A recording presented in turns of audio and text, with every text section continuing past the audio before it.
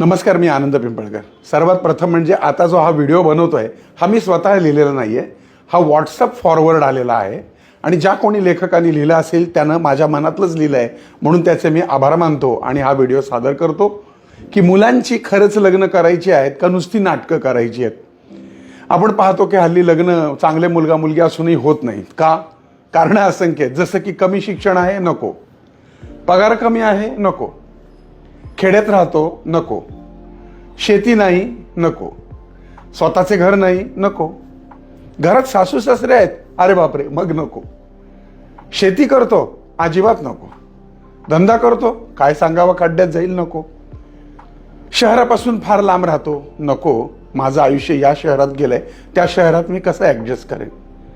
रंगाने काळा आहे, अरे बापरे, नको. विरळ केस आहेत, नको. टक्कल आहे, नको. बुटका आहे म्हणून नको. फार उंच आहे म्हणून नको. जाड आहे म्हणून नको. तगडा आहे म्हणून नको. चष्मा आहे म्हणून नको. वयात जास्त आहे म्हणून नको. आता तो ज्या एरियात राहतो तो एरिया बरोबर नाही म्हणून नको. आता पुढे काय, तर मंगळ आहे म्हणून नको. त्याच्या पुढचं कारण एक नाडी आहे म्हणून नको. नक्षत्राचा दोषच आहे, मैत्री दोषच आहे, राक्षसगण मनुष्यगण दोषच आहे, मग नको. आता ह्या असंख्य कारणाने जर तुम्ही लग्नाला नकार देत राहिलात तर मग लग्न करणार कधी? संसार कोणाबरोबर करणार? तुम्ही मायबाप होणार कधी? तुमच्या जीवनात नातवंड येणार कधी? तुम्ही सासू सासरे आजी आजोबा होणार तरी कधी? बरं, एवढ्या सगळ्या कारणांसाठी मुलाला नकार देत असताना मुलींमध्ये अशी कोणती गुणवैशिष्ट्ये असतात हे आईवडील सांगू शकतील का? अनेक मुलींना स्वयंपाक येत नाही, चहाही करता येत नाही, संसार कसा करतात हे माहीत नसतं, तडजोड कशी करायची माहीत नसतं. मान्य आहे, मुली हुशार आहेत, शिकलेल्या आहेत, स्वतःच्या पायावर उभ्या आहेत, म्हणून तुम्ही त्यांच्यापेक्षा हुशार जावयांची आणि त्याच्या लठ्ठ पगाराची, त्याच्या प्रॉपर्टीची अपेक्षा ठेवणार.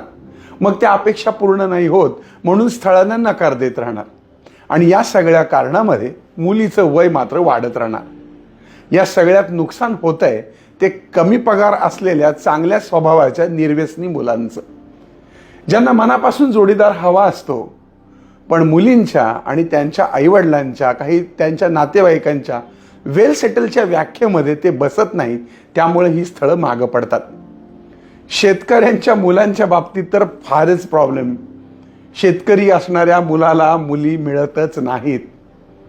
मुलाच्या लग्नाच्या वेळेस असलेल्या पगारावर मुलीच्या भविष्याची चिंता त्यांच्या पालकांनी करण्यापेक्षा त्या मुलावर विश्वास दाखवून मुलीचं त्याच्यासोबत लग्न करून देणं गरजेचं आहे. कारण त्या मुलाचा जो पगार आता आहे तो भविष्यात राहणार नाही. त्याचं कर्तृत्व बघा, त्याचे होतकरूपणा बघा. त्याचं कर्तृत्व आणि होतकरूपणा असेल तर निश्चितच त्याचा पगार वाढणार आहे, तो काही शांत बसणार नाही. जशी मुलीची स्वप्न असतात तशी मुलाची देखील स्वप्न असतात. त्याची स्वप्न पूर्ण करण्यासाठी, भरारी घेण्यासाठी नवीन उत्साह, उमेद, बळ मिळणार आहे आणि पगारही चांगला आहे म्हणजे मुलगी सुखी राहील हा गैरसमज आहे बरं का, लक्षात ठेवा. कित्येक करोडपतींकडे नांदणाऱ्या मुलींनी देखील तक्रारी नोंदवल्या, त्यांच्यावर केसेस चालू आहेत सासरकडच्या लोकांवर. भरपूर पैसा असला म्हणजे मुलगी सुखी असते असं अजिबात नाही. भविष्यात काय होणार आहे हे शक्यतो आपल्याला अंदाज येत नाही. एखादा पोरगा चांगल्या नोकरीला असेल तर तो नोकरीवरनं खाली येऊ शकतो, रंकाचा राजा राजाचा रंक होऊ शकतो. खरं तर हल्ली लग्न म्हणजे मुला मुलींपेक्षा त्यांच्या आईवडिलांसाठी आणि त्यांच्या नातेवाईकांसाठी खरं तर स्टेटस सिम्बॉलचा विषय झालाय.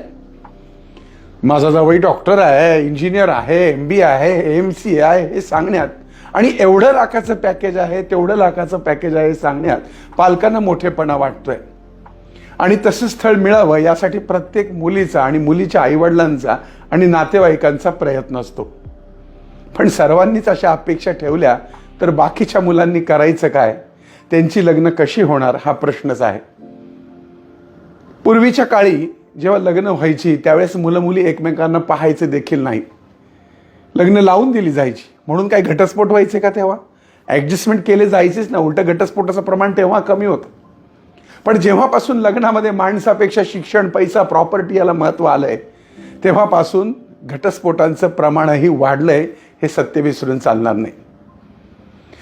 विवाहामध्ये भौतिक सुखांपेक्षा मानसिक सुखाची, आधाराची आणि समजूतदारपणाची जास्त गरज असते. आईवडिलांनी आपल्या मुलामुलीचा सुखाचा विचार जरूर करावा, पण तो करत असताना त्यांच्या वाढत जाणाऱ्या वयाचा आणि निघून झालेल्या वेळाचंही भान आईवडिलांनी त्यांच्या नातेवाईकांनी ठेवायला हवं.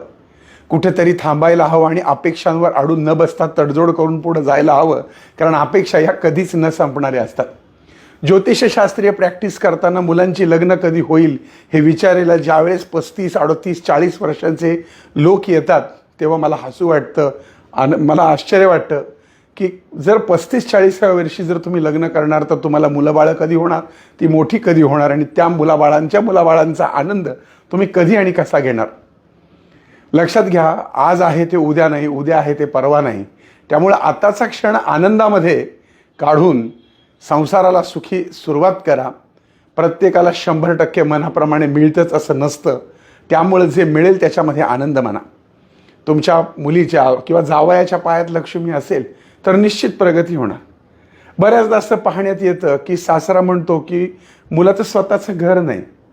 मुलाचं वय किती, तर 28 ते 30च्या रेंजमध्ये. अहो काका, तुमचं जेव्हा लग्न झालं आणि तुम्ही जेव्हा 28 ते 30 वर्षाचे होता तेव्हा तुमचं स्वतःचं घर झालं का हो? अर्थातच त्यांचं घर 50व्या वर्षी झालं.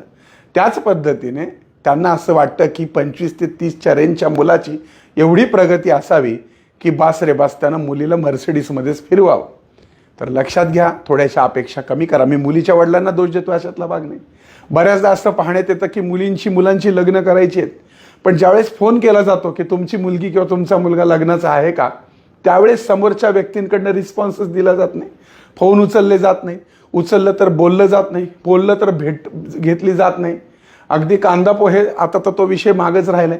मुलगी म्हणते मी आधी भेटते, पाहते, मला आवडला तर विचार करते. बऱ्याचदा असंही पाहण्यात आले की मुलगी म्हणते की मी त्याच्याबरोबर वर्षभर राहीन, काय म्हणतात ते लिव्ह रिलेशनशिप, आणि मला वाटलं तर पुढे कंटिन्यू करेन.